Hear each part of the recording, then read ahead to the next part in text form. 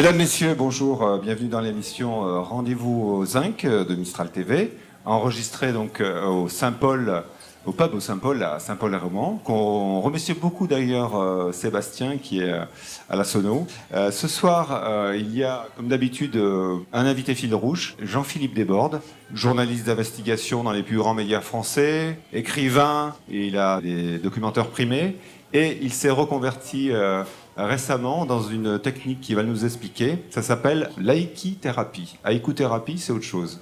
Mais ça ressemble, on en parlera ensemble aussi. Aïki-thérapie, vous avez bien entendu, c'est-à-dire la thérapie à l'aide de l'aïkido. À suivre. On aura aussi une rubrique sortie, les sorties du coin jusqu'en fin juillet, jusqu'à septembre, par Agnès Bellon. Et puis, on a aussi Chris Léna de Déclic Radio qui nous fait l'amabilité de venir en tant que co-animateur et puis aussi très intéressé par les arts martiaux. Voilà, dernier invité, un musicien qu'on connaît bien dans la région, il s'agit de Isaac Bonaz. Et d'ailleurs, pour commencer l'émission, bien comme d'hab, on va lui laisser la place. À toi le musicien.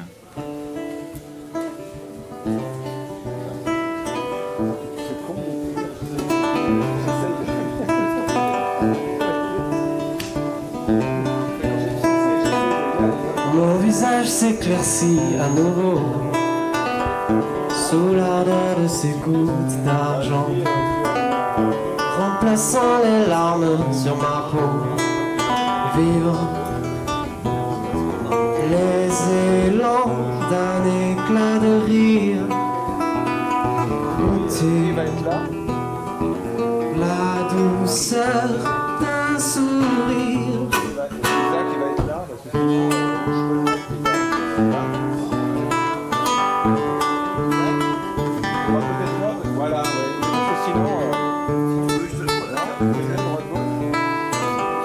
Je sors encore de cette eau glaciale, un rayon perd sans fin arrosé, et mes yeux redécouvrent le ciel. Vivre les élans d'un éclat de rire, goûter la douceur d'un sourire.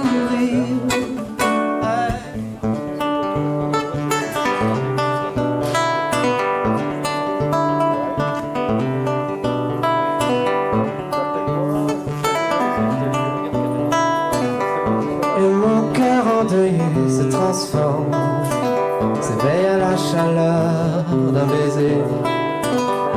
Un nouveau souffle remplit mon âme. Vivre les élans d'un éclat de rire, goûter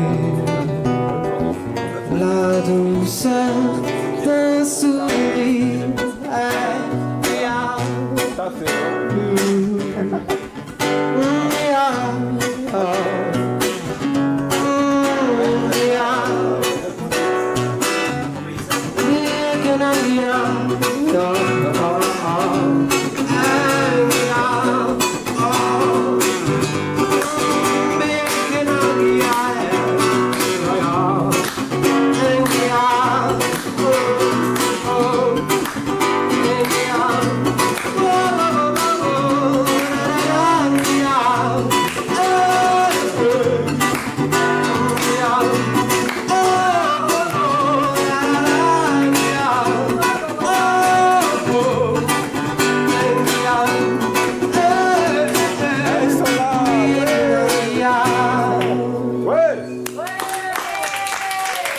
Merci.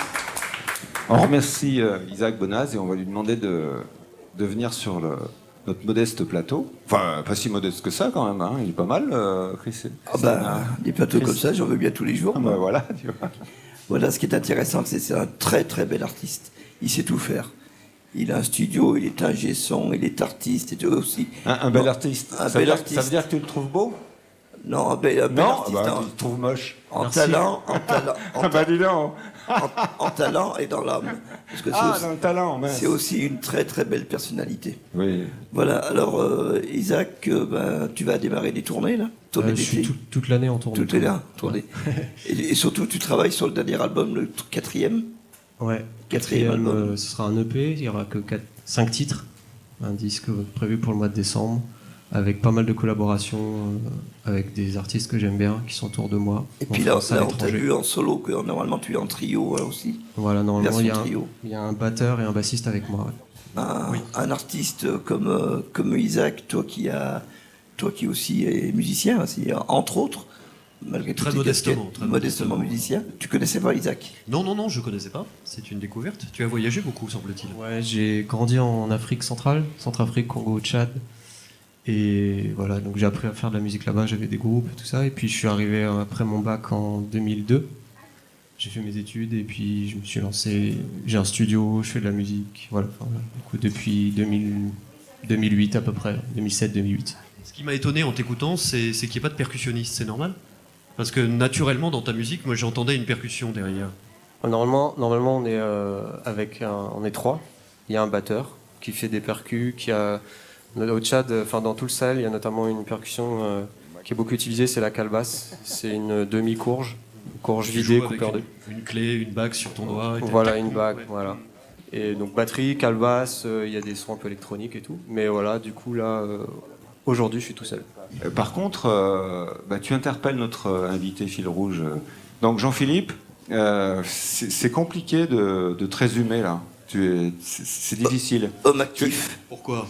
Parce que tu es docteur en anthropologie sociale, journaliste d'investigation sur différents médias, les plus grands, auteur de bouquins, engagé, militant, je dirais. Tu es sportif de haut niveau. J'aimerais te demander déjà, pour nous éclairer un peu, qu'est-ce que c'est l'anthropologie sociale? Parce que ça a l'air compréhensible, mais pas tant que ça. Non, c'est sûr. L'anthropologie sociale, c'est très simple en fait. C'est comprendre qu'est-ce que l'homme à travers l'étude de ce qu'il caractérise le plus.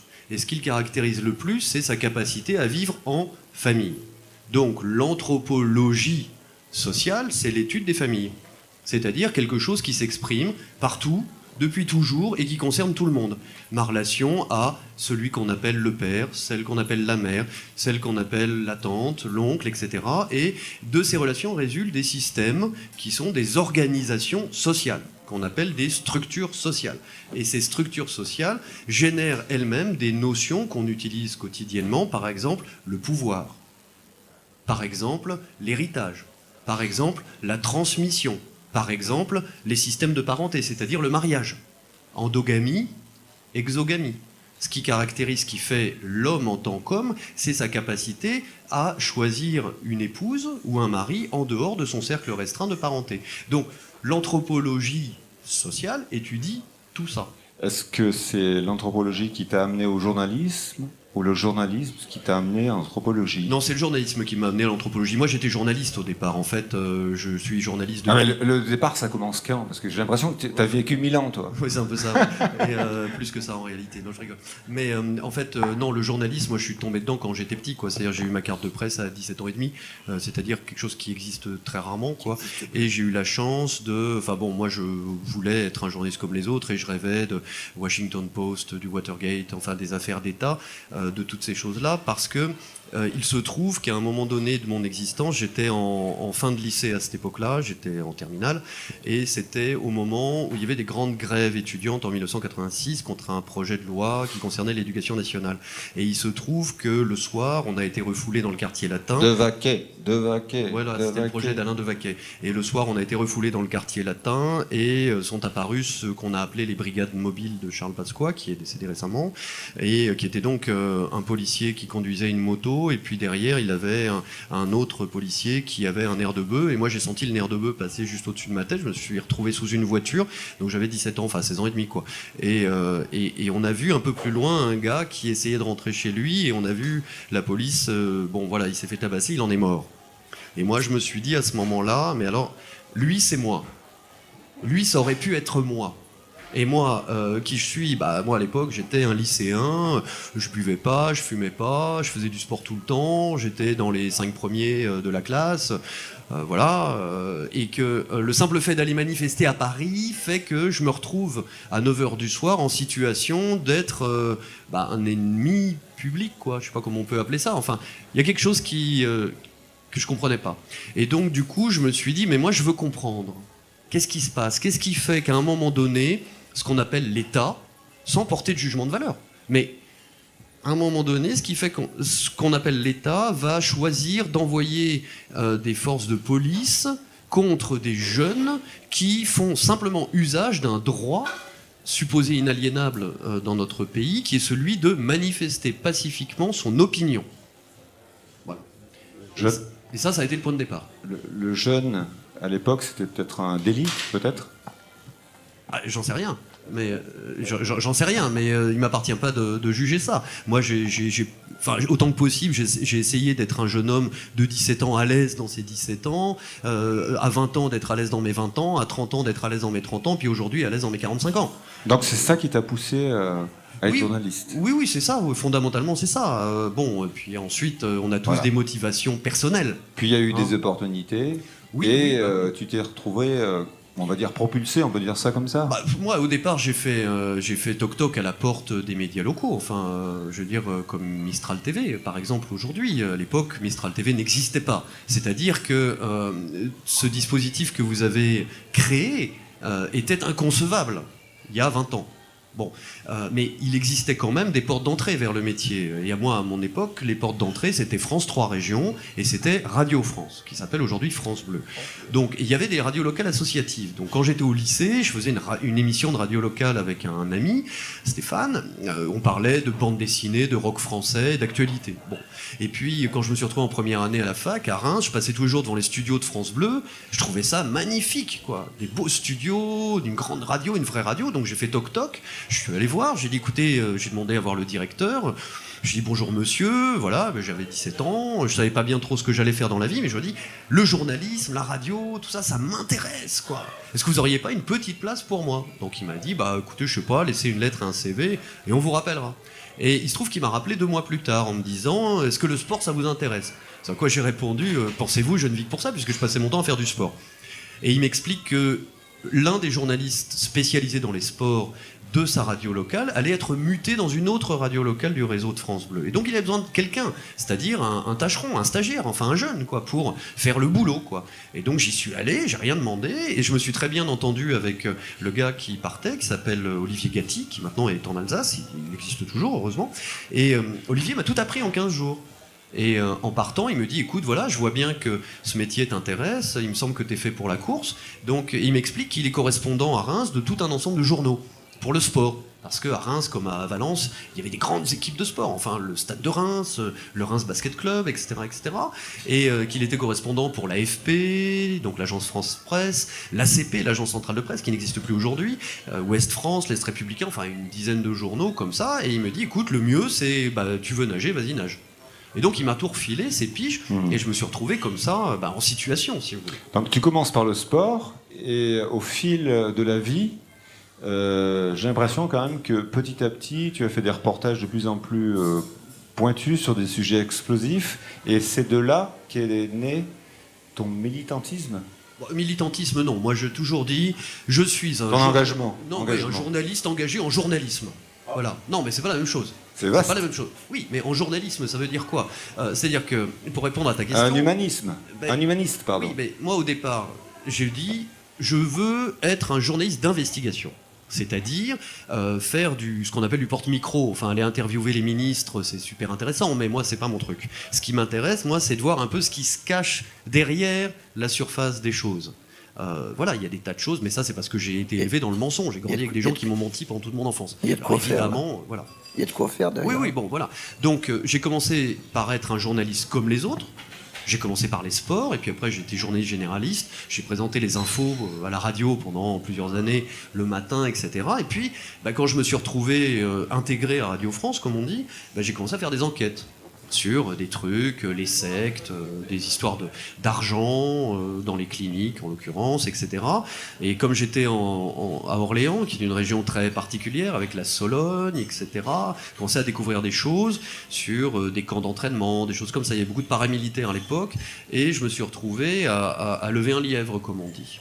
c'est-à-dire à faire émerger une histoire qui concernait en gros un candidat du Front National à l'époque, qui s'appelait Paul Malaguti, qui était candidat aux élections régionales et cantonales en 1992, ça ne nous rajeunit pas, et qui se présentait comme grand résistant ancien déporté de guerre. Or, il se trouve que les informations dont je disposais montraient que ce monsieur n'avait absolument pas été grand résistant et n'avait absolument pas été déporté de guerre, qu'il avait été au contraire un agent de la Gestapo, c'est-à-dire un Lacamblucien, quoi, comme au cinéma, et qu'il avait participé à des massacres de résistants, etc. Et que, au final, on était en situation... Moi, il ne m'appartient pas de juger ce que monsieur a fait en 1944. J'étais pas né. Faut pas pousser. La justice s'en occupe, l'histoire s'en occupe. Cependant, je me suis senti concerné par le fait que j'allais être sollicité en tant que citoyen. Et que donc, en tant que citoyen, j'allais être incité à me prononcer pour ou contre, par exemple, ce monsieur. Et que, il m'a semblé normal qu'en tant que citoyen, je demande simplement de savoir qui est ce monsieur. Donc j'ai cherché. Et donc on s'est retrouvé avec d'un côté une présentation électorale qui prétendait telle chose, et puis de l'autre une réalité historique qui montrait une autre chose. C'est là où l'investigation a véritablement commencé. C'est ça l'investigation, ouais. Exactement.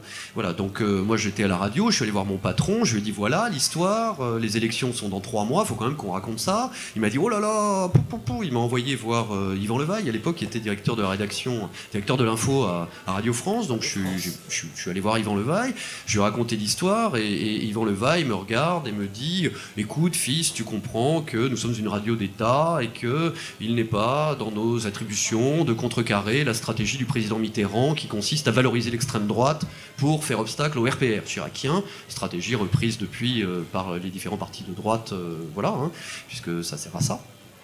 Et je me souviens, je l'ai regardé, j'étais complètement désemparé, j'avais 21 ans, et je l'ai regardé et je lui ai dit mais enfin, toi, Yvan, un juif. Il parlait de la Gestapo quand même.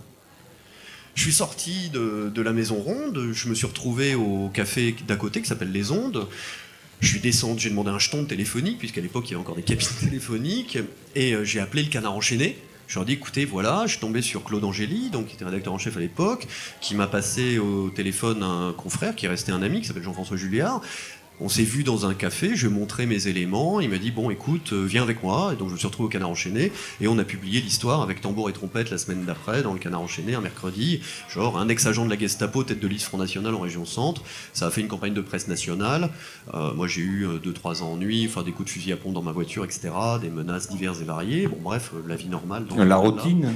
Ouais, dans ce domaine-là. Là-dessus, les gens de Radio France m'ont proposé une promotion qui était d'être rédacteur en chef adjoint à France Info, qui venait de se créer, et d'aller faire la sécurité routière à Rosny-sous-Bois, ce à quoi j'ai répondu écoutez messieurs, un reporter ne connaît qu'une seule ligne, c'est le chemin de fer. Et donc j'ai démissionné de Radio France pour ne faire plus que de l'investigation. Voilà. Donc c'est comme ça que ça a commencé. Et il se trouve que à l'époque on a été attaqué évidemment en première instance par le Front National. Il se trouve qu'on a gagné et que là-dessus le Canard enchaîné a souhaité faire une offre de preuve sur le fond et non pas plaider la forme.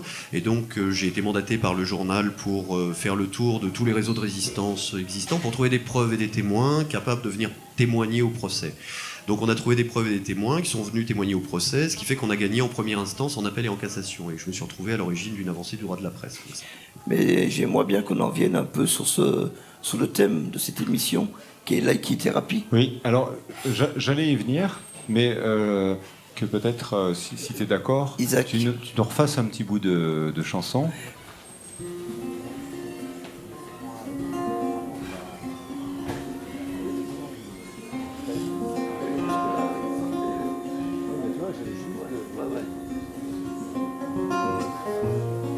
Avec le temps, la flamme ne s'éteint. Nous brûlons encore. Contre le vent, la lame ne peut rien. Nous volons, nous voulons encore. Avec nos joies, nos peines et nos remises en question, je veux croire en nous, je veux croire en nous.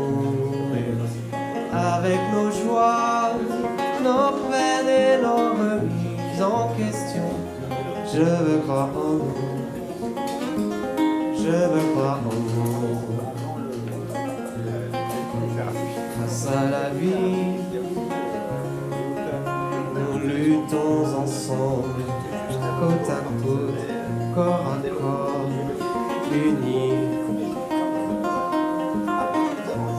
Face à l'ennui, nous trinquons ensemble, coude à coude, corps à corps, unis. Avec nos joies, nos peines et nos remises en question, je veux croire en nous, je veux croire en nous. Et avec nos joies, nos peines et nos remises en question, je veux croire en nous, je veux croire en nous. À nos défis, nous chantons toujours, bouche à bouche, doucement encore.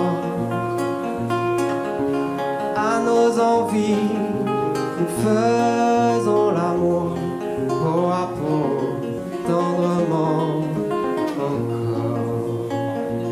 Avec nos joies, nos peines et nos remises en question, je veux croire en nous, je veux croire en nous. Avec nos joies, nos peines et nos remises en question, je veux croire en nous.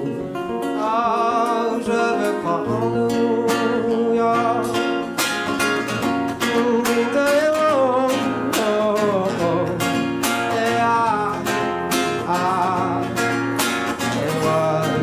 Yeah.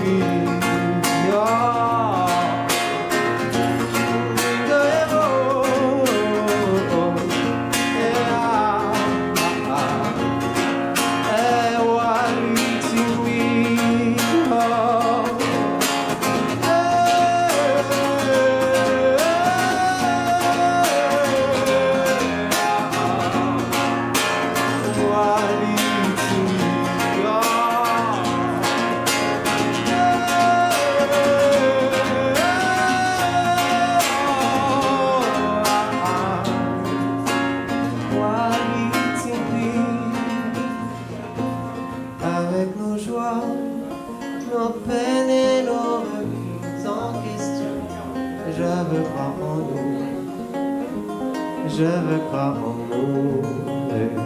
Avec nos joies, nos peines et nos remises en question, je veux croire en nous. Ah, je veux croire en nous.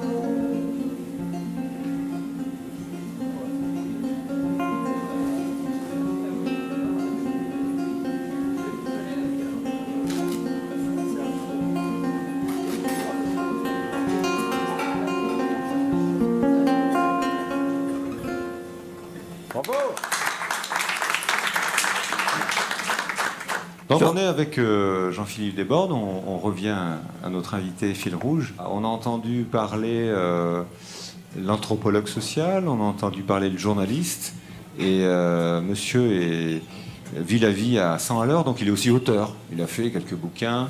Est-ce que tu peux nous parler du bouquin qui finalement a été un tremplin vers l'équithérapie? De toute façon, l'équithérapie aujourd'hui est la conséquence de tout un parcours en fait. C'est-à-dire qu'à un moment donné, être journaliste, écrire des livres, ou bien réaliser des films ou des reportages pour les chaînes de télévision, c'est bien, mais c'est être observateur. Et à un moment donné, le journaliste accumule énormément d'informations, a fortiori s'il fait de la recherche en sciences humaines, comme c'était mon cas. Et au bout d'un moment, j'ai considéré que puisque je n'avais pas été détrompé, c'est-à-dire que personne est venu me dire sur des livres pourtant très pointus, effectivement, sur par exemple l'impact sanitaire des industries à risque à l'échelle de la planète pendant plus d'un siècle, un bilan mondial que j'ai écrit, ou bien sur les situations au travail, les questions de suicide au travail, etc. Par exemple, personne n'est venu me voir en me disant tu t'es trompé. Au contraire. Bon, les livres ont été attaqués, mais les gens me disent au final, on n'a rien trouvé. Et au contraire, 10 ans plus tard, on me dit sur certains aspects, tu as complètement raison et nous sommes idiots de ne pas avoir lu ça avant. Bon, et donc tout ça a fait... Excuse-moi, est-ce que tu peux nous parler quand même de Business Circus, qui est un des rouages essentiels pour te comprendre? Le Business Circus, c'est-à-dire le Management Circus, en réalité, est un livre qui décortique en fait tous les aspects liés au suicide au travail. C'est-à-dire qu'il se trouve que je me suis retrouvé à faire les premiers documentaires sur les suicides au travail. Donc, la souffrance au travail. Oui, la souffrance au travail, voilà. Et que, bon, à un moment donné, après avoir été reporter de guerre sur cette ligne de front-là, par exemple, avec d'autres, ensuite avoir été brancardier urgentiste pour donner la parole à des gens qui étaient en train de mourir, je me suis dit, moi j'aimerais bien agir, c'est-à-dire être constructif, c'est-à-dire faire en sorte que toutes ces informations, tous ces témoignages accumulés puissent me servir à proposer quelque chose qui permette de, sinon, résoudre le problème, mais au moins de prévenir, sauver des vies, en clair, quoi. Et c'est là que s'est fait la rencontre avec les arts martiaux. C'est-à-dire que d'un côté, moi j'avais une formation à travers l'anthropologie dans la thérapie comportementale, donc en fait travailler sur le comportement des gens. C'est exactement ce qui se passe quand on va observer des bonobos dans la jungle, on regarde leur comportement, comment ils font vis-à-vis des femelles, etc. Et donc, à partir de cette observation-là, on regarde les hommes et les femmes d'une autre manière. Les artistes et les musiciens le savent très bien. Et du coup, on voit beaucoup de choses. C'est comme une sorte de super décodeur, quoi. Et il y a des similitudes entre les singes et certains hommes. Je veux dire, d'un point de vue culturel. En plus, Jean-Philippe a regardé Isaac, alors. Non, mais bon, d'un point de vue culturel, toute l'illusion repose sur le fait de nous faire oublier notre ancrage zoologique, c'est-à-dire le fait que nous sommes inscrits dans la nature. Que ça nous plaise ou non, nous avons 98% de notre patrimoine génétique en commun. Ça veut dire qu'on a 2% d'écart, mais 98% commun. Donc on focalise aujourd'hui sur « Oh là là, nous sommes tellement différents, c'est 2%. » Oui, mais nous sommes tellement pareils que c'est 98% quand même. Donc du coup, cette approche-là, moi, m'a conduit à m'intéresser aux maladies de l'esprit. C'est-à-dire qu'il se trouve que ma mère biologique était folle, c'est-à-dire atteinte de quelque chose qui relève de la psychiatrie lourde, ma maman, quoi. Parce que folle, c'est vague. Oui, non, mais on va pas rentrer dans les détails. Mais c'est une histoire personnelle de relation à ce genre de pathologie lourde, voilà. Généralement assez incurable. Maladie. Et comme la plupart des enfants, j'ai essayé d'aider ma maman, de sauver ma maman, ça n'a pas marché. Bon, voilà. Et donc du coup, j'ai toujours été, si j'ai fait un doctorat, c'est que je voulais être docteur, en clair. C'est ça qui se trouve derrière. Et que je trouvais pas, parce que l'esprit, quand il est pris dans un mécanisme comme ça, les gens, c'est comme dans la dépression, ils sont pris dans un cercle mental. Donc comment peut-on faire comprendre quelque chose à quelqu'un qui est enfermé psychiquement dans un cercle mental? C'est une prison mentale. Et donc évidemment, la médecine occidentale, enfin moi je suis un pur produit du système, quoi, à ce niveau-là, constate que c'est bien d'ingérer des médicaments, c'est bien, mais ça, en fait ça résout rien. Moi j'aurais bien aimé que les médicaments résolvent le problème de ma maman dans son anorexie lourde, etc. Ça n'a rien changé, au contraire. Donc peut-on trouver un autre biais d'accès? Et du coup, à un moment donné, moi j'ai fait mon boulot d'explorateur, quoi. Donc j'ai pas mal voyagé, j'ai habité 2 ans en Afrique noire, etc. Et puis il y a eu la rencontre avec les arts martiaux. Et là, je me suis dit, mais bon sang, mais c'est bien sûr. Évidemment, quand l'esprit est bloqué, il reste le corps. Et donc, on peut s'adresser au corps qui est le siège de cet esprit bloqué d'une autre manière et dans un autre langage. Et là, pour moi, le langage des arts martiaux a été une révélation, quoi. Je me suis dit, il y a là, notamment dans l'aïkido, à la différence du karaté, du judo, du taijutsu, qui sont plus des arts martiaux de confrontation, quoi. Enfin, voilà, c'est quand même des combats, quoi. Je travaille souvent avec des amis du karaté, bam, on frappe, le but c'est de détruire. Mais l'aïkido, le fondateur, dans son infinie sagesse, a dit, mais regardez, nous avons des points vitaux sur le corps. Et évidemment, nous pouvons nous concentrer sur le fait d'impacter les points vitaux de notre adversaire, mais quelle est la finalité du conflit? Quelle est la finalité du combat? Est-ce que c'est d'impacter l'autre afin de, entre guillemets, le tuer? Ou bien est-ce que ce serait pas plus intéressant de protéger nos points vitaux? Et cette idée-là, pour moi, a été vraiment une grande lumière. C'est la stratégie de l'évitement. C'est le fait de songer, plutôt qu'à être le plus fort, songer à se préserver en toutes circonstances. Et alors, en quoi ça peut être une thérapie finalement? Parce qu'on est au cœur du sujet là. Allez, vas-y, lance-toi aussi. Et la Chris. notion de thérapie, pour moi, c'est plus une notion de guidance, en fait, de guidage. Parce que, comme j'ai dit à une patiente encore récemment, on n'a pas de possibilité d'intervenir, en fait. S'agissant d'un problème de viol qui génère donc un traumatisme lourd qui fait qu'il y a ensuite une pathologie. On ne peut pas donner à la personne une pilule ou une ordonnance qui va faire qu'elle va aller chez le bon docteur X et qui va l'opérer et elle va ressortir et le problème avec son papa, sa maman, etc. n'existera plus. Ça n'existe pas. C'est pas possible. Donc cette notion de thérapie, c'est plus une notion de guider les gens dans la traversée de quelque chose. Parce qu'un état dépressif, en fait, ça ne se guérit pas, ça se traverse. C'est complètement différent. La vie est une succession d'instants. Alors dans cet instant-là, je suis comme ça, et puis dans un autre instant, je vais rigoler d'avoir été dans cet état-là précédemment. Oui, Chris, pose ta question. Alors, parce que oui, t'es là. je voulais dire, qui dit thérapie, dit malade en face, à différents niveaux, mais une dépression, c'est ni plus ni moins qu'une maladie. Hein. Comme je disais tout à l'heure, c'est vrai qu'on bourre le médicament quand c'est pas la solution. En fait, c'est la solution facile, mais par contre, le lien, comment tu fais ce lien de l'aïkido, de l'aïki à la thérapie, et comment tu vas chercher justement ces malades? Je ne vais pas chercher ces malades, c'est-à-dire qu'effectivement, moi, la notion de maladie, elle me gêne. Mais simplement, à un moment donné, il est nécessaire d'être lucide quant à ses propres stratégies. Donc, de quoi on parle, au fond? On parle de gens qui, à la suite d'expériences de la vie, se retrouvent dans une situation où, ils n'ont plus de tonus. Donc, l'énergie vitale, en fait. Cette énergie vitale, elle est siphonnée, en quelque sorte. Elle est siphonnée comment? Parce que, là-haut, Il n'y a plus d'énergie. il y a un truc qui fait que ça bloque tout. Donc on est bien d'accord. Comme on dit, il est siphonné, quoi.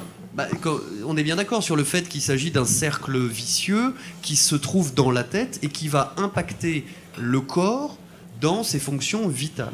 Qui fait que lorsque cet impact est en cours, est atteint, la personne se retrouve, et quand vous allez interviewer des suicidants, enfin moi j'ai passé quelques semaines dans un service spécialisé dans l'hôpital de Nantes qui s'appelle le service des suicidants, donc des gens qui sont dans la crise suicidaire, qui peut durer des années, c'est-à-dire qu'ils font tentative de suicide sur tentative de suicide. Et ces gens vous racontent tous la même chose. Ils vous disent, à un moment donné, je me sens tellement privé de liberté que le cerveau devient fou. Et donc la personne se retrouve comme ça, en équilibre au bord du gouffre, c'est-à-dire, en gros, au bord du balcon, du mauvais côté de la rambarde, prête à sauter. Et à ce moment-là, il se passe quelque chose qui les retient. Par exemple, leur fils, leur fille arrive et dit « Maman !» Et donc la personne se retrouve rattrapée in extremis par la vie. Ouais, mais alors cette personne, comment elle arrive vers toi? À un moment donné, la personne peut choisir. C'est-à-dire que quel que soit notre état, nous avons toujours le choix. Nous avons toujours le choix. Pourquoi? Parce que dans la vie, et ça l'anthropologie l'a bien étudié, il y a ce qui s'appelle l'ordalie. C'est le nom d'une fleur, mais c'est une question en fait, qui vient de manière récurrente aux différentes étapes de la vie. Elle arrive la première fois quand je suis pubère, enfin en gros j'ai entre 14 et 16 ans, et la vie me dit « vivre ou mourir, point d'interrogation ». Donc on fait des expériences, des conduites à risque, on va toucher les limites.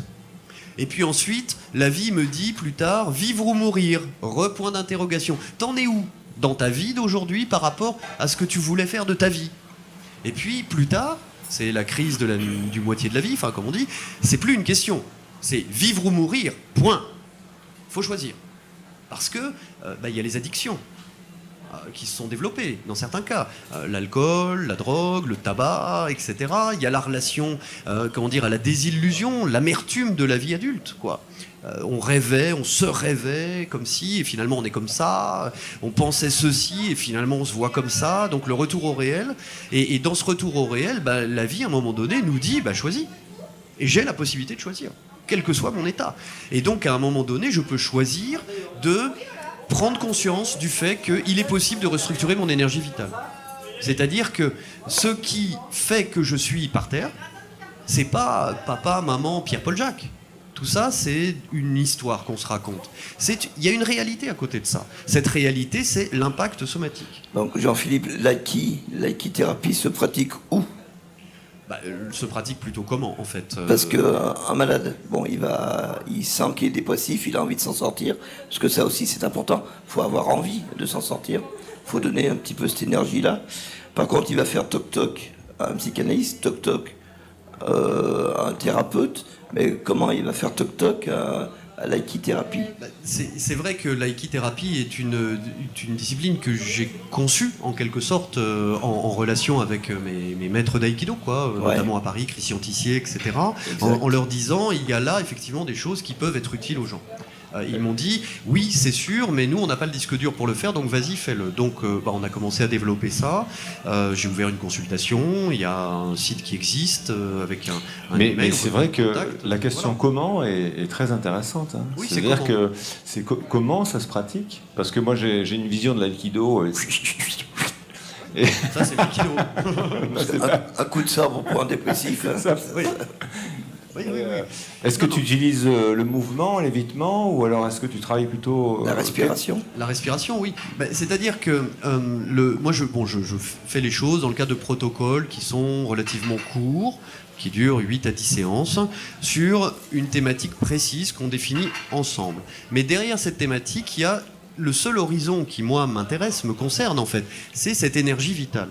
C'est-à-dire que c'est ce qu'on a le chi dans le tai chi, le ki dans l'aïkido, le judo connaît ça très bien, le karaté aussi. C'est-à-dire que il y a cette énergie vitale et quand cette énergie vitale elle s'éteint, la personne elle meurt. Bon. Donc la personne qui est en dépression, donc en décompensation psychopathologique, comme on dit, en fait elle se trouve impactée dans cette énergie vitale. Donc est-ce qu'elle a désiré choisir de réactiver cette énergie? Cette énergie elle se réalimente. C'est tout, d'un point de vue naturel. Donc pour ça, il faut refluidifier le corps. Donc on travaille sur les articulations, c'est-à-dire que j'utilise des techniques de base de l'aïkido d'assouplissement, de manière à faire circuler le souffle et à amener la personne à prendre conscience de ce qu'on appelle l'importance du souffle vital. Le souffle vital. Pour ça, moi je me suis beaucoup appuyé sur les travaux d'un japonais qui était aussi un maître d'aïkido à la fin de sa vie, qui s'appelait Itsuo Tsuda, et qui a créé une école spécifique là-dessus, qui s'appelle Katsugenkai, en français ça veut dire école de la respiration.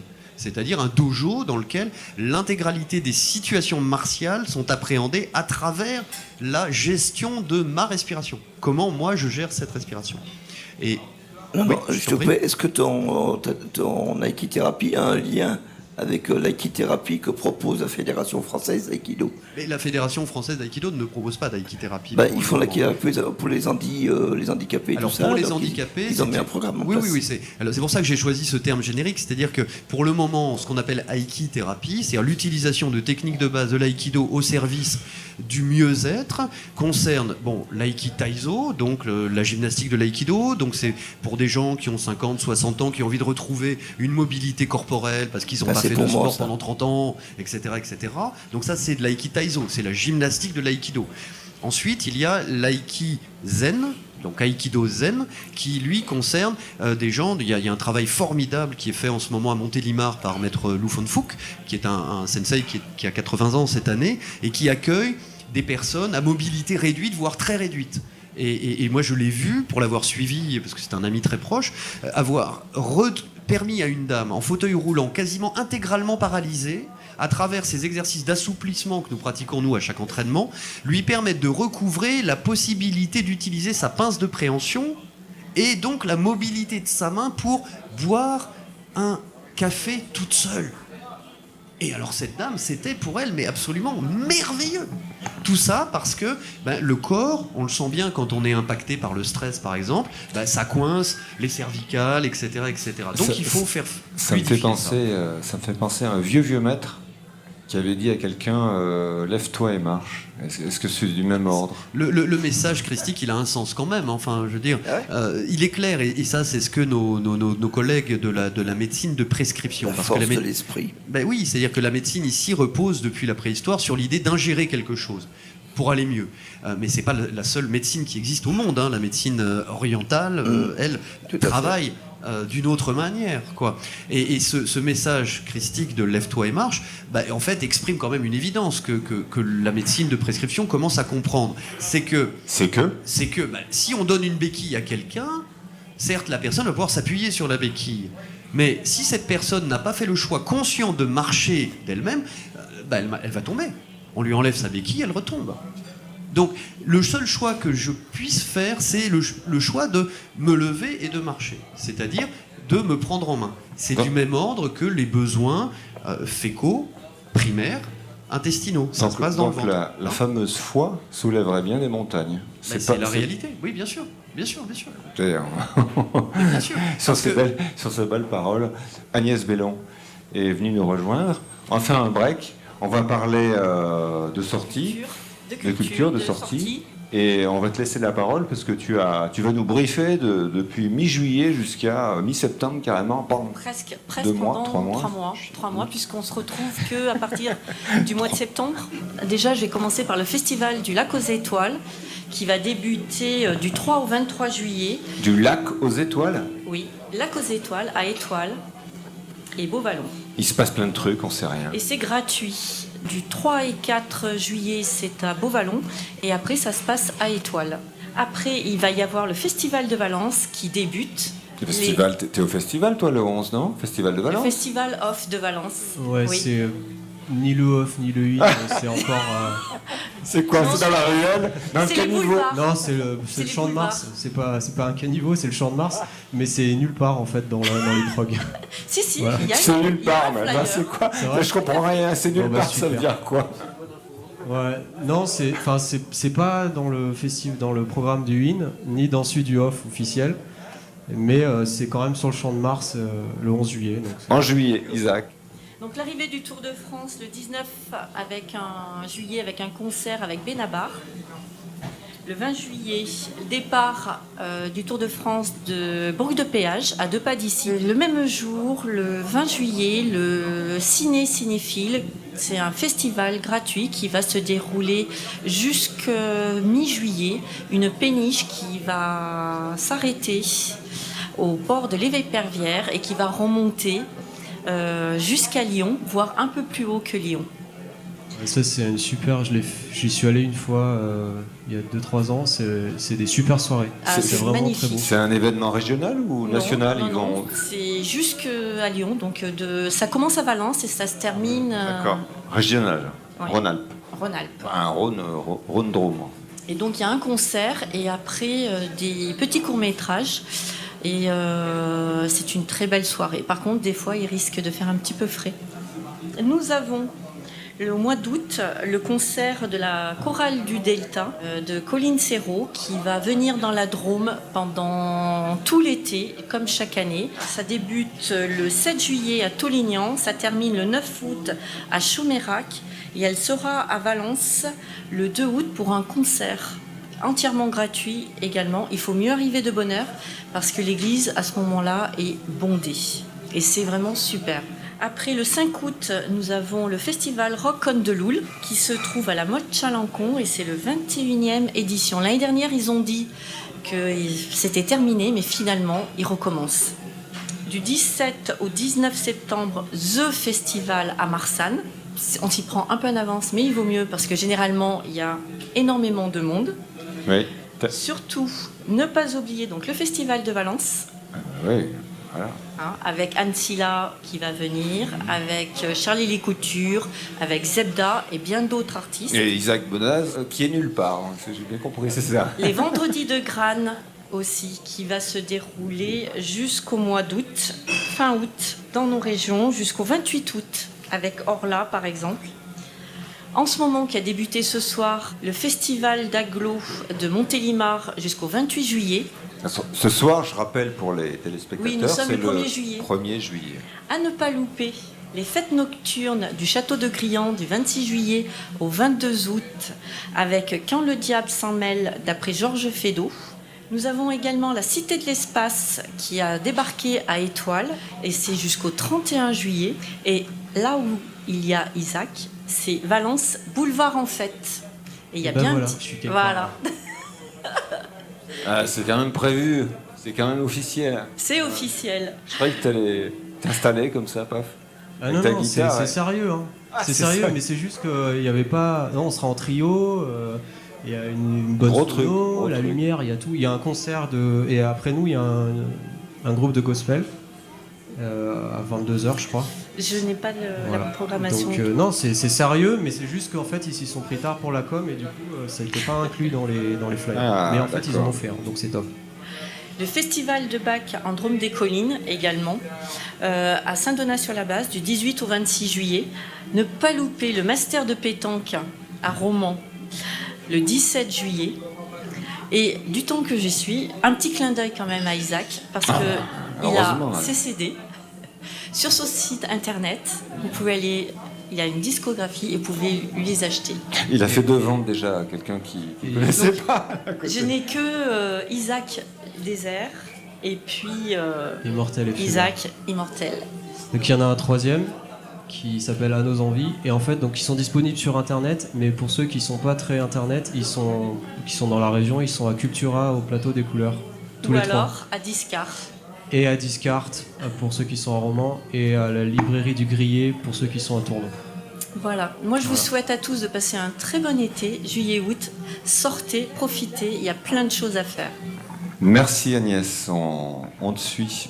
Puisqu'on est en train de discuter avec Isaac Bonaz, moi j'ai l'impression que tu es noir de boulot en ce moment. Tu fais plein de trucs, des 4 clips, tu prépares tes concerts, il y a bientôt un pote qui va venir du Canada passer 1 an, donc 1 an de boulot, crac, ça va cracher là. Oui, c'est une bonne année là pour moi, au niveau de la production en tout cas. Là je travaille en ce moment sur une réalisation d'EP, je fais des arrangements pour une artiste grenobloise qui s'appelle Marianne. Donc je vais réaliser l'album, je vais l'enregistrer, le mixer et je vais jouer aussi dessus. Je travaille avec une artiste aussi romanaise avec Chris qui s'appelle Tiffen. Qui se cache voilà. Quelque part, quoi. On en est au début du projet, donc j'en dis pas trop, mais voilà. Elle est où Tiffen? On est dessus en tout cas. Effectivement, il y a une artiste tchadien qui vient en août aussi pour une réalisation d'album avec mon ami canadien qui sera là à partir du mois de septembre pour 1 an. On va faire son album. Sur mon projet perso, je prévois une autre EP donc en décembre avec 5 titres. Donc CD, peut-être vinyle si j'arrive à le sortir en vinyle. Et sur ces 5 titres, je pense qu'il y aura au moins 3 clips. J'en ferai un mois. Et j'ai 2 amis réalisateurs qui en feront aussi. Donc voilà, là ce sera un EP vraiment de collaboration avec des artistes lyonnais, canadiens, américains peut-être, tchadiens. Voilà, donc beaucoup de choses. Je n'en dis pas plus que ça parce que j'aime pas vendre la peau de l'ours avant qu'elle soit. Mais nous, on est là fait. pour le dire. Plus que ça, il en dit pas mal quand même déjà. Oui, non, ce qu'il faut savoir que Isaac, je disais tout à l'heure, il sait tout faire. Hein. Auteur, compositeur, arrangeur, chanteur, homme de chœur. Voilà, c'est une déclaration. Voilà, il y a tout dans la. Mais non. Alors le problème avec lui, c'est si vous voulez bosser avec lui, il faut vous y prendre 1 an avant, quoi. Ouais, ça voilà, c'est la classe. Mais ça c'est bon signe. Ça. Voilà, je crois que le public est autour, on peut applaudir une personne comme Isaac. Voilà. C'est bon, même s'il chante pas, on l'applaudit, ça c'est top. Bah oui, mais c'est comme je disais tout à l'heure à Jean-Philippe, ces 2 personnes sont de belles personnes. Jean-Philippe, justement, on pourrait repartir un peu sur l'aïki thérapie, et non pas l'haïku thérapie, mais justement, je voulais revenir, parce que est-ce que vous faites aussi un peu d'haïku thérapie? Je veux dire, est-ce que... Des poèmes, quoi, des poèmes japonais, ouais. Mais est-ce qu'il y a le verbe est compris dans votre traitement? Ah bah oui, on parle, oui, bien sûr. Moi, généralement, je fais une séance en cabinet de psychothérapie classique et puis une séance sur tatami. De plus en plus, on va vers des protocoles où tout se passe sur le tatami. Alors, plus simple. J'aimerais remonter un peu en arrière sur votre carrière, puisque visiblement, vous êtes, je dirais, sensibilisé ou intéressé, je ne sais pas, par le problème, par la problématique. Et dans un de vos livres, vous avez réussi à décortiquer le pourquoi du comment les gens, justement, en arrivaient, à travers leur travail, la pression qu'ils suivent dans leur travail, qu'ils subissent dans leur travail, arriver justement à cet écueil. Et à noter qu'il est intéressant de voir quand même que on n'est pas qu'un homme qui va au boulot, on n'est pas qu'une personne qui va au boulot, on a une famille, on est amant, maîtresse, mari, enfin je sais plus les deux, enfin bref, on est père, des fois on est père et mère, on est potes, on joue au boule. Là on n'est pas qu'au boulot. Donc comment le travail peut aspirer quelqu'un à ce point-là, de façon à ce qu'il ne devienne plus rien qu'un objet de travail, quoi. Souvent le harcèlement au travail. Oui. Et puis bon, on passe 70% de notre temps au travail quand même. Hein, donc c'est un lieu, c'est un théâtre de réalisation de soi très important. Et sur ce théâtre-là, il se passe des choses qui impactent notre vie privée, quoi.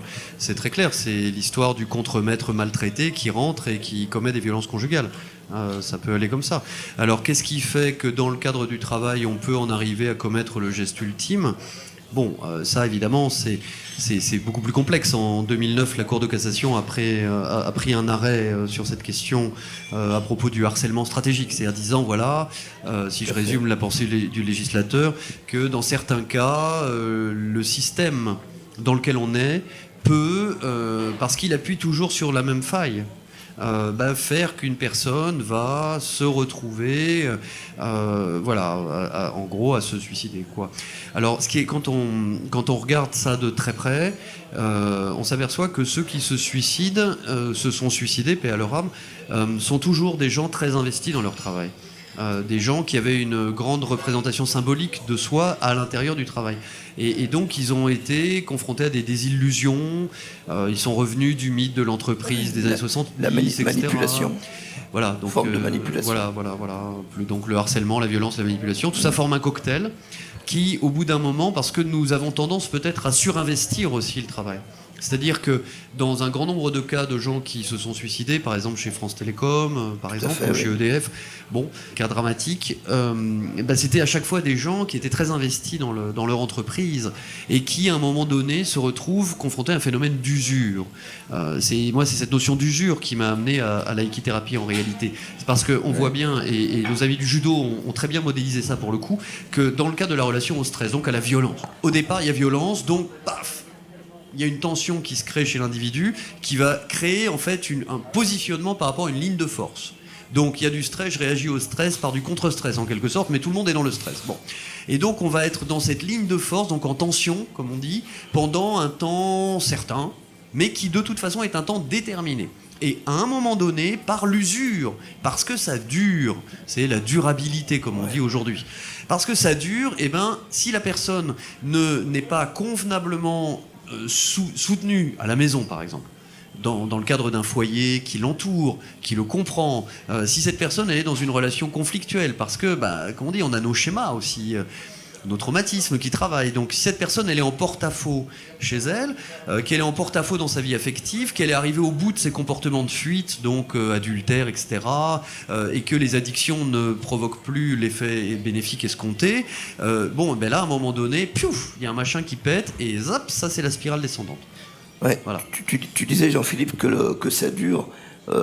C'est-à-dire que ça peut durer des années, parce que on peut être dépressif sans le savoir, et ça peut durer 10 ans, 15 ans, 20 ans. Mais soyons bien clairs, ce que j'entends ce qu'on entend par dépressif, c'est vraiment un siphonnage de cette énergie vitale. C'est-à-dire que la personne, au lieu d'être dans l'attitude de l'homme en sécurité, en quelque sorte, c'est-à-dire posé, respirant plutôt avec l'abdomen, etc., va ressentir un blocage de la respiration au niveau du plexus solaire et va fonctionner sur les nerfs, en fait. Donc va être dans un système hyper nerveux et du coup va aller vers ce qu'on appelle aujourd'hui le burn-out, mais qu'on appelait avant le nervous breakdown en français, c'est-à-dire le pétage de plomb, en clair. C'est-à-dire que la personne, en fait, par cette atteinte répétitive, c'est le supplice de la goutte d'eau chinoise. C'est-à-dire que nous savons très bien dans les arts martiaux, moi je pratique des formes douces, c'est-à-dire des impacts qui sont des impacts doux, donc des atémies doux qui sont mortels à chaque fois. Un atémie, un coup de poing très fort et très brutal, comme le font les amis du karaté, c'est très bien, ça défonce un coffre-fort, mais ça n'a jamais tué personne. Ça fait mal. Ça fait mal. Oui, ça fait mal, mais ce n'est pas mortel. Ouais. On sait très bien que ce qui est mortel, c'est le petit impact léger, répétitif, et itératif en quelque sorte. Et tout ceci aujourd'hui prend des allures de questions de société parce que nous sommes dans des systèmes qui ont généralisé ça. C'est-à-dire dans des systèmes de confrontation et de stress constant. Juste une petite question, parce que tu parlais tout à l'heure, j'en reviens, l'aïkithérapie, on parlait pour les gens, en généralité dépressifs, mais il y a aussi l'aïkithérapie qui peut être destinée aux personnes de l'insertion ou aux personnes des prisons, des choses. Oui, bien sûr. Moi, je sais qu'au début de mon parcours dans l'aïkido, j'ai eu la chance de travailler avec un sensei qui est de l'équipe de Christian Tissier, Shihan, qui s'appelle Pascal Guillemin. Et Pascal Guillemin me dit, voilà, moi j'ai créé un dojo dans une prison, quartier de haute sécurité. donc une prison QHS, donc avec des détenus condamnés pour meurtre, viol, enfin des lourdes peines. Et j'y suis allé et j'ai trouvé ça simplement hallucinant, c'est-à-dire de voir comment ce sensei, ce prof d'aïkido, Pascal, arrivait à pacifier littéralement des tueurs-nés. Et je suis allé voir après la directrice de la prison, je lui ai dit mais comment ça se fait que vous ayez autorisé des cours d'armes en prison? Non mais rendez-vous compte, des cours d'armes, alors c'est des armes en bois, des sabres, des couteaux en bois, des bâtons en bois, mais c'est des armes de première catégorie qui peuvent tuer quelqu'un. Donc autoriser des cours d'armes dans une prison quartier de haute sécurité, je me suis dit il y a quelque chose qui m'échappe, quoi. Donc j'ai demandé un rendez-vous à la directrice de la prison et je lui ai dit mais quoi, qu'est-ce, comment? Et elle me dit, écoutez, voilà, nous avons été obligés de constater que les élèves de Maître Guillemin, au bout d'un an, enfin de voilà quelques temps, sont devenus, a-t-elle dit, des éléments autorégulateurs de la paix en prison.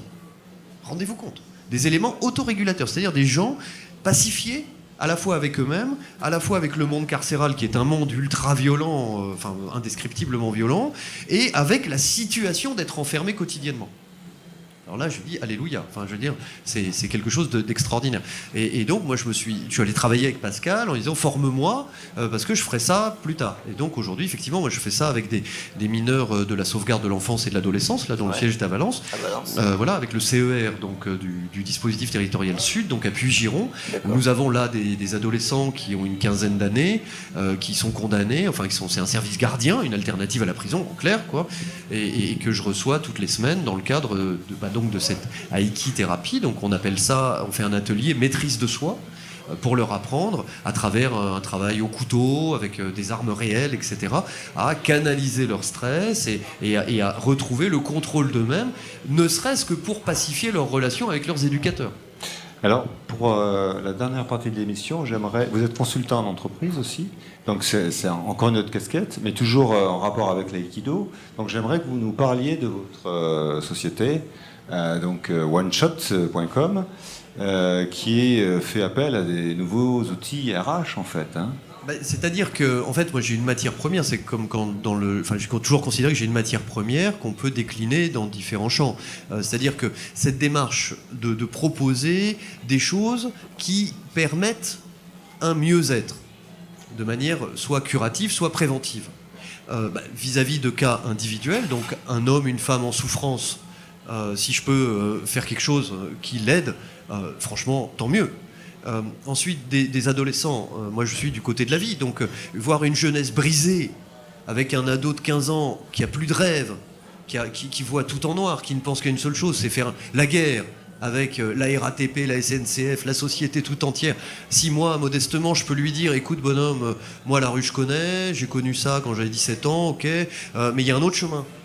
Il y a un autre chemin. Et ce chemin, moi, tu fais ce que tu veux, t'es libre, mais je peux te montrer, grosso modo, 2-3 trucs qui vont te permettre de ressentir par toi-même qu'il y a là une possibilité qui fait que peut-être tu peux faire autre chose de ta vie que de faire la guerre à tout le monde, etc., etc. Bon, dans les entreprises, c'est pareil. C'est-à-dire qu'aujourd'hui, on est dans des systèmes de précarisation du travail, de durabilité, de la pénibilité de la tâche, donc de la souffrance au travail, etc., qui sont constant, hein. C'est-à-dire que les premiers reportages qu'on a fait sur la souffrance au travail datent de 1996, à l'époque de la publication du livre de Christophe Dejour, Souffrance en France, qui est un livre important là-dessus. Et le constat que nous avons fait en 1995-96 à l'époque dans une émission qui s'appelait La Marche du siècle, présentée par Jean-Marie Cavada, on l'a refait 5 ans plus tard et 15 ans plus tard. Non seulement il est encore valable, mais ça s'est aggravé. C'est-à-dire que le trend, la tendance que nous avons regardé, mis en évidence à travers différents reportages, dont le bouquin dont vous parliez tout à l'heure, Christophe, donc le Management Circus, et la dernière étape en 2012, donc 15 ans après les premiers sujets de cet état des lieux, décrivent une tendance, un trend qui non seulement par rapport au constat, au diagnostic que nous avions fait il y a 15 ans, on avait dit attention, non seulement ça n'a pas été résolu, mais au contraire ça s'est aggravé. Donc, si dans les entreprises, je peux, moi, modestement, contribuer à faire en sorte que des gens, parce qu'ils sont licenciés, parce qu'il y a un site qui ferme, c'est une mission laquelle je me trouve sollicité régulièrement depuis 2 ans, il y a un site qui ferme, les gens ont travaillé dans cette entreprise pendant 10 ans, qu'est-ce qu'ils font après, puisqu'il n'y a plus de travail dans cette entreprise pour eux? Outplacement, alors c'est comme ça qu'on dit. Ça, c'est pour les cadres, mais sinon, c'est plus... Le reclassement. Retrouve un sens à ta vie. C'est ça que ça veut dire. Parce que quand tu as travaillé dans une entreprise qui est issue de ce qu'on appelle le capitalisme paternaliste bien français, hein, c'est-à-dire les entreprises assez paternalistes. Il y en a beaucoup en France. Hein. Voilà. C'est-à-dire des entreprises qui vous prennent complètement en charge. C'est l'héritage du paternalisme colonial de la Troisième République. Bon. Quand cette entreprise qui vous a nourri, logé, mis au 3-8 pendant 25 ans vous dit « Eh bien, maintenant, c'est fini. Il n'y aura plus de travail pour toi. » Alors oui, tu as 48 ans. Donc tu es trop jeune pour les mesures d'âge, partir en retraite. Parce que c'est trop jeune. Et que, désolé, parce que toi, tu as 48 ans. Alors oui, tu connais la maison, tu connais le boulot, mais il y en a d'autres, ils ont 30 ans. Et nous, on préfère prendre les jeunes de 30 ans. Donc toi, qu'est-ce que tu vas faire ? Écoute, il va falloir que tu retrouves du job, bonhomme. Oui, mais quand on a passé 30 ans, donc on a été embauché à l'usine, dans l'atelier machin, au 3-8, à l'âge de 18 ans, et qu'à 48 ans, on se retrouve dehors, c'est raide. C'est raide. Donc, si on peut... Donc, moi, le boulot que je fais, concrètement, consiste à m'occuper de ces gens-là. Dans les entreprises, en bonne intelligence avec les directions. Comme je leur dis, moi, j'interviens dans le cadre d'une association. C'est-à-dire que One Shot est une association. Évidemment, on peut faire beaucoup d'argent avec ces choses-là. Il y a des cabinets qui sont très très riches et qui gagnent beaucoup d'argent là-dessus. Mais moi, c'est pas mon truc. C'est-à-dire que on leur dit, voilà, moi j'interviens dans le cadre d'une association. C'est pas un business. Toujours avec l'outil Aikido. Bien sûr. Bien sûr. Bien sûr, parce qu'il y a des choses qui ne peuvent être comprises que par les sensations corporelles. C'est comme ça.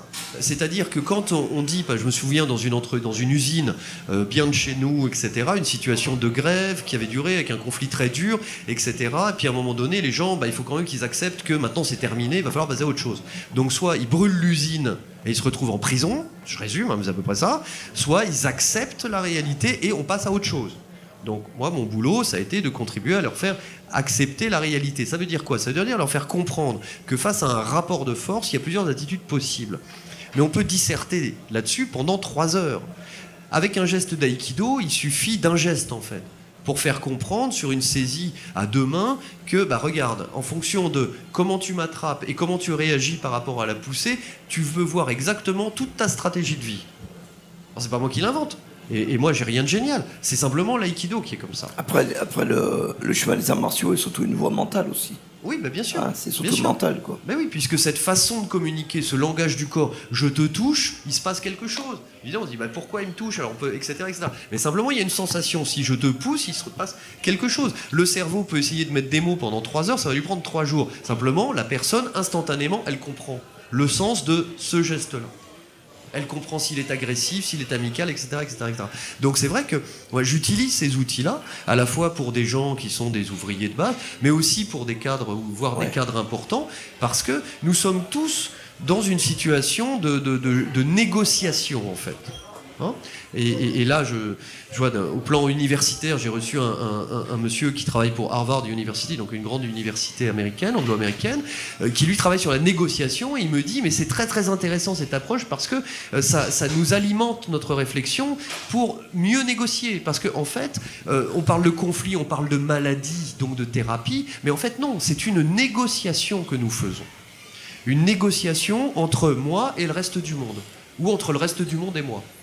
Pourquoi ? Parce que la violence du monde, elle existe. Enfin, je veux dire, on peut pas éviter ça. On peut rien contrôler dans ce domaine-là. Le fait qu'un tel va choisir de ne pas être loyal et ainsi, toutes ces choses qui peuvent nous heurter éthiquement, on ne les contrôle pas. On passe notre temps à négocier avec. Parce que la base de l'aïkido, c'est la noblesse, c'est le courage, c'est la simplicité. Comme le judo.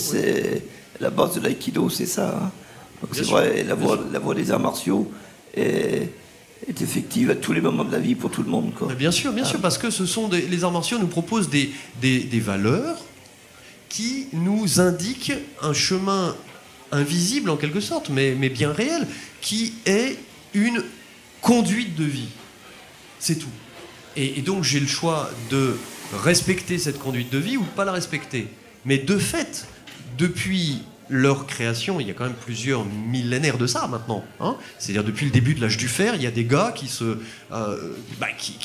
rentrent en conflit et qui peuvent se tuer d'un coup de sabre. Bon, eh bien, jusqu'à présent, les arts martiaux n'ont jamais menti. Moi, comme je dis toujours aux gens que je reçois ou qui travaillent avec moi ou avec qui je travaille, je leur dis, le tatami ne ment pas. que ça me plaise ou non, le tatami me dit la vérité. Qu'elle me plaise ou non. Souvent, elle me plaît pas.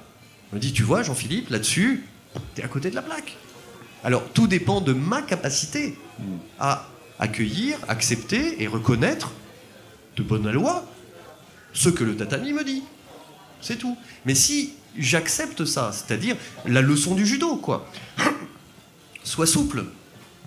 Si j'accepte ça, la leçon de l'aïkido, eh bien dans ces cas-là, j'observe que même si des gens m'attaquent, les choses sont différentes. L'émission touche à sa fin, donc on est en phase de remerciement. Je remercie aussi Chris Lena de sa co-animation, de ses questions pertinentes, et puis aussi de sa présence. Voilà. C'est moi qui vous remercie amicalement, amis de Mistral TV. Beaucoup de plaisir à cette rencontre, et je pense qu'effectivement, faut qu'on se voie pour faire un domaine. Un rendez-vous, ça y est, un rendez-vous. Mais merci à vous, c'était un grand plaisir d'échanger avec vous sur ces questions. Quand on rentre dans ces domaines, 1 heure, tout ça, ça va vite. Hein. Il y a toujours on ouvre à chaque fois, à chaque parole, on ouvre une nouvelle porte. On remercie aussi Agnès Bellon pour avoir cherché pour nous de sorties à venir. On va retrouver Agnès et puis on va retrouver tout le monde à partir de septembre. Et on sera très heureux de vous retrouver donc après la canicule là, aux alentours de mi-septembre. Et puis merci à Isaac. Et merci à Isaac, mais non seulement merci, mais Isaac, on va le mettre à contribution. Le mot de la fin, le chant de la fin. Le chant de la fin, voilà, pour conclure cette émission. Eh bien, on te convie à retourner sur scène. Mais si tu veux dire quelque chose. Ouais, je vais juste. Je vais chanter un morceau qui s'appelle Résistance. Et en fait, donc en écoutant parler tout de suite, tout le long de l'émission. Oui, tout le long. Ça rejoint assez mon style de vie, comme tu as dit, qui est un style de vie non violent et même de non-puissance, je dirais. Pas d'impuissance, mais de non-puissance. C'est un refus de baroudage aussi, non ? De baroudage, ouais. et du coup de résistance. Magnifique. Pas dominer les autres, mais ne pas se laisser dominer non plus. Donc voilà, j'ai chanté ce morceau. Voilà, super. Il est excellent cet homme-là. Ah bah, il est bon. Voilà, il est bien. Allez. Place à Isaac. À bientôt, tout le monde. Bye bye. Bonnes vacances. Quand les idées bouleversent et transforment notre existence pour tout combat donné, je veux avoir la force de résister à quand les idées bouleversent et transforment notre existence pour tout combat donné. Je veux avoir la force de résister. Je ne veux pas me taire. La peur de perdre est vaine. Et je ne veux pas plaire. L'exil en vaut la peine. Quand les idées bouleversent et transforment notre existence pour tout combat mené, je veux avoir la force de résister. Quand les illusions tombent, l'injustice et son règne se dévoilent. Ma voix contre les bombes, pour refuser ce combat inégal. Quand les idées bouleversent et transforment notre existence pour tout combat mené, je veux avoir la force de résister. Je ne veux pas m'endormir dans un confort illusoire, et je veux pouvoir dire ce qui me fait vivre et croire. Je ne veux pas m'endormir dans un confort illusoire, et je veux pouvoir dire ce qui me fait vivre et croire. Quand les idées bouleversent et transforment notre existence pour tout combat mené,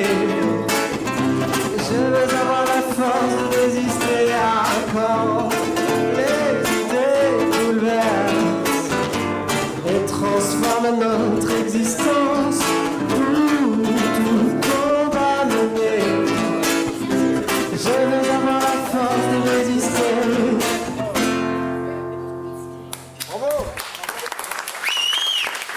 Merci beaucoup.